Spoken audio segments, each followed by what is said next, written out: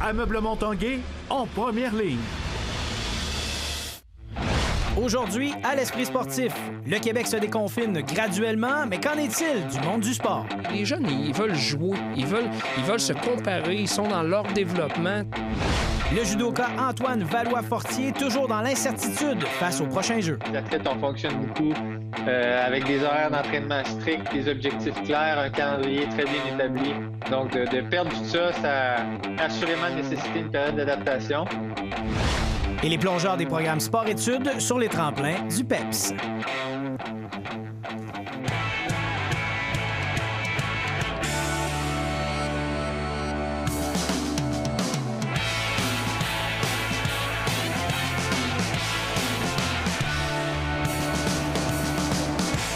Salut, ici Jonathan Fournier et je vous souhaite la bienvenue à l'Esprit sportif. Les différents paliers de gouvernement ont fait des annonces récemment concernant l'éventuel déconfinement, mais très peu de nouvelles concernant le sport. Voici le reportage de Stéphane Turcot sur les réactions du monde du sport à Québec. Encore et toujours vide. Le sentiment se décrit en quelques mots. Déception, frustration, écoute, on est tanné. Patrick Kelly, qui est l'entraîneur au hockey des Titans de Limoilou et père de 5 enfants, croit que le gouvernement aurait pu trouver un compromis. Juste des pratiques. Moi, je pense que les jeunes seraient heureux. Je pense qu'on pourrait respecter des protocoles intéressants. Je ne crois pas ça, moi, que la santé publique a dit au gouvernement fermer les tennis intérieurs. Dans son grand club avantage, Serge Jacques ne comprend pas. Alors, le tennis, il ne peut pas avoir une plus grande distanciation. On joue à 33 mètres l'un de l'autre, des plafonds de 36 pieds. Au yoga fitness, les cours en ligne sont devenus la norme depuis mars. On doit s'adapter, ça fait partie de la vie. Donc, ceux qui ne s'adaptent pas, ils vont devoir fermer. Donc, c'est sûr que nous, dès le premier confinement en mars l'année passée, on a tout de suite décidé de mettre à exécution notre plan B, qui était d'offrir nos cours en direct, puis ça va rester. Très heureux pour les gyms de la zone orange. Gabriel Hardy comprend que le gouvernement doit gérer les affluences, mais pour lui, il doit aussi choisir les bonnes cibles. Et ce qui est dommage, c'est d'avoir priorisé le commerce au détail, d'avoir priorisé l'esthétisme au détriment du sport chez les jeunes et au détriment de l'activité physique qui, on pense, est beaucoup plus prioritaire sur la santé de la population. Si plusieurs intervenants du monde du sport s'expriment depuis l'annonce du gouvernement mardi, d'autres comme Patrick Kelly, qui est entraîneur-chef du Titan de Limoilou au hockey collégial, lui, il souhaite que les plus influents se manifestent pour la reprise du sport. Les Pierre Lavoie de ce monde, là, sortez pour tous les sports. Isabelle Charret, depuis octobre, la dernière fois que je l'ai vue, elle avait les yeux dans l'eau, puis là, on ne l'a jamais revue. Que le sport se lève au Québec et que la population réalise que les studios de santé puis les gyms, c'est pas une place pour aller se pomper le chest puis avoir de l'air beau sur une plage. C'est une place de prévention de santé. C'est une place où est-ce que les habitudes de vie se gagnent pour se tenir loin des hôpitaux. Et en espérant revoir ici de l'activité avant longtemps. Stéphane Turcot, à Québec. Alors que les jeunes athlètes sont toujours privés de sport d'équipe, c'est également l'incertitude pour les athlètes de haute performance concernant l'éventuelle tenue des Jeux olympiques de Tokyo à l'été prochain. Nous avons rencontré le judoka de Beauport, Antoine Valois-Fortier, pour lui parler de son avenir en judo. À 30 ans, bientôt 31, le temps commence à presser pour Antoine Valois-Fortier et il a hâte d'être fixé sur les Jeux de Tokyo. Entre les deux oreilles, c'est le plus gros challenge pour tous les athlètes. De gérer la motivation. À un certain moment, on n'avait aucun objectif. Toutes les incertitudes, on ne sait jamais. Là, les athlètes, on fonctionne beaucoup avec des horaires d'entraînement stricts, des objectifs clairs, un calendrier très bien établi. Donc, de perdre tout ça, ça a assurément nécessité une période d'adaptation. Mais je pense que là, je me sens plus d'attaque. On va faire un pour ceux qui se sentent un peu plus aventuriers. On va faire la roue. Si Antoine continue de s'entraîner comme si les Jeux de Tokyo auront toujours lieu en juillet prochain, l'annulation de ceux de 2020 a été difficile à avaler. Ma réaction initiale, quand on a appris que les Jeux étaient décalés d'un an, c'était beaucoup de frustration. Le petit athlète égocentrique en moi se sentait prêt. Comme tu l'as dit, j'avais une très bonne saison. J'étais en santé. Je me sentais d'attaque pour les Jeux olympiques. Mais quand on prend un petit pas de recul, on se rend compte de l'ampleur de la situation. Puis on prend un petit pas de recul, comme je viens de le dire, puis on constate que c'était la bonne chose à faire. Mais je crois que cette année supplémentaire-là va me permettre de peaufiner quelques petits trucs, puis de me permettre d'arriver encore plus mature, encore plus en santé, puis encore plus prêt pour les Jeux de Tokyo. Valois 48. never ceases to amaze me. On prend un petit pas de recul, comme je viens de le dire, puis on constate que c'était la bonne chose à faire. Mais je crois que cette année supplémentaire-là va me permettre de peaufiner quelques petits trucs, puis de me permettre d'arriver encore plus mature, encore plus en santé, puis encore plus prêt pour les Jeux de Tokyo. Antoine devrait prendre part à 3 ou 4 compétitions d'ici la possible tenue des Jeux. Il devrait quitter d'ailleurs pour Israël dans 2 semaines. Et avec les nouvelles règles sanitaires pour les voyageurs, il n'aura pas à assumer les frais supplémentaires. Et c'est certainement une augmentation des frais là, au niveau des voyages. Donc oui, là, c'est toutes des petites couches comme ça qui rendent les choses un peu plus compliquées, mais on se démotive pas. Reste à voir maintenant si les dépenses auront valu le coup et que la destination finale sera Tokyo en juillet. Stéphane Turcot, à Québec.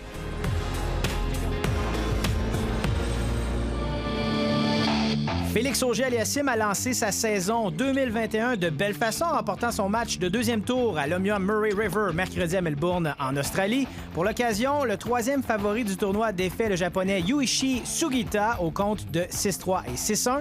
Le tennisman de Québec, classé 21e au monde, a claqué 12 as et a commis 2 fautes doubles, tandis que son rival, 104e au classement de l'ATP, a réussi 2 as. Auger-Aliassime n'a mis que 65 minutes à se défaire de son adversaire. Au 3e tour, il affrontera le Biélorusse Egor Gerasimov, classé 78e. L'athlète de 20 ans a une fiche de 2-0 face à Gerasimov. Après la pause à l'esprit sportif, les athlètes chanceux des programmes sport-études en plongeon.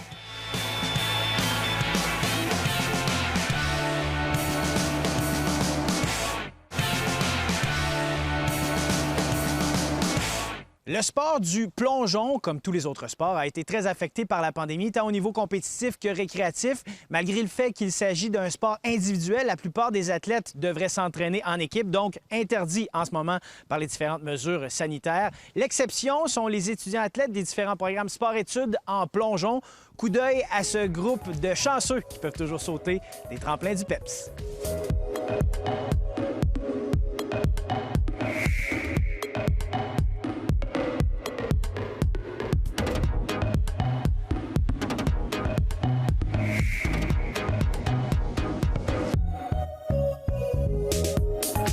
Joanne Boivin, bienvenue à l'Esprit sportif. Merci. On prend des nouvelles de nos chanceux, nos athlètes privilégiés en sport-études de plongeon. Comment ça se porte pour le groupe? Bien, ça se passe assez bien. Le groupe a pu réintégrer la piscine depuis le 11 janvier, quand ils ont levé les mesures pour les écoles. Fait que c'est vraiment notre groupe privilégié en ce moment. C'est les seuls qui peuvent s'entraîner selon leur horaire normal et dans les conditions presque normales, en fait. Là, c'est leur 3e semaine d'entraînement. Ça va bien. On retrouve le beat un peu graduellement. C'est sûr qu'avec l'absence de compétition, des fois, la motivation est moins là, mais on essaie de soit se créer des compétitions entre nous ou essayer de se mettre des objectifs, soit à court terme, soit à long terme pour le reste de l'année, pour s'assurer que les athlètes, dans le fond, restent motivés puis aient du fun à venir s'entraîner. Quelles sont les différentes mesures là, sanitaires qu'il faut respecter pour s'entraîner ici? Parce que ça fait quand même un bon groupe de jeunes qui viennent de plusieurs endroits. Oui, en fait, on doit respecter la bulle individuelle, en fait. Pour avoir le droit de continuer de s'entraîner, c'était la condition. Donc, la bulle individuelle, donc c'est 2 mètres entre chaque personne en tout temps. Le port du masque, sauf quand on plonge. Les entraîneurs aussi doivent porter le masque en tout temps, lunettes de protection. Lance avant de sauter! Des petites compétitions à l'interne, il y en a eu, là. On a réussi à se tester un petit peu. Oui, on en a fait plus en octobre. Puis là, dans le fond, début mars, on a déjà prévu d'en faire une. Dans le fond, j'ai demandé à mes athlètes de m'envoyer les listes de plongeons qu'ils voulaient faire pour cette compétition-là. On risque de faire ça sur Zoom avec les parents. Les parents de mes athlètes vont pouvoir suivre la compétition en direct. Fait que dans le fond, ça donne une petite motivation aux athlètes pour, dans le fond, s'entraîner un peu plus fort. Puis ça permet aux parents de pouvoir regarder les athlètes plonger parce que les estrades sont fermées. Puis normal, les parents aimaient ça, venir voir leurs enfants. Puis là, ils peuvent pas. Fait en pouvant faire une compétition sur Zoom, bien, ça permet aux parents de pouvoir être un petit peu témoins du progrès des athlètes. Ça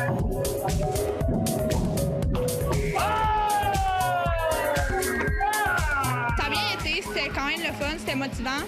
On devait se forcer comme si on était dans une vraie compétition. On en refait une prochainement.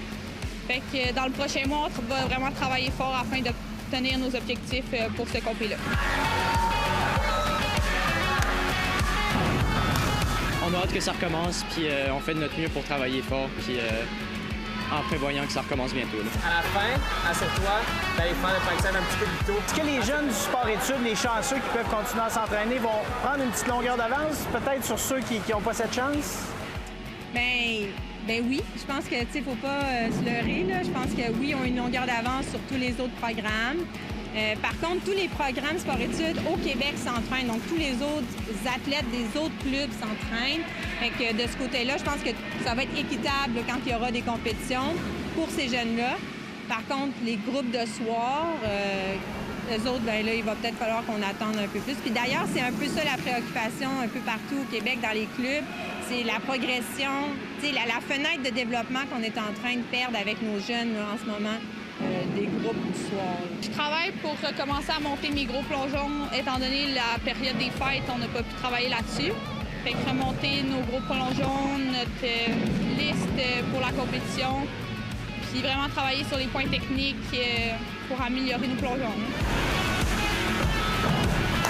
Personnellement, moi, j'aimerais ça participer à des compétitions internationales comme en Allemagne. Il y en a une à chaque année habituellement. Je ne sais pas si ça va être annulé ou pas l'année prochaine, mais c'est ça que je vise personnellement. Puis on essaie d'améliorer nos plongeons puis de se préparer le plus possible pour les nouvelles compétitions. Est-ce que la pandémie fait en sorte qu'on se retrouve avec un peu plus de temps à mettre sur des choses qu'on entraînait, qu'on pratiquait peut-être un peu moins avant?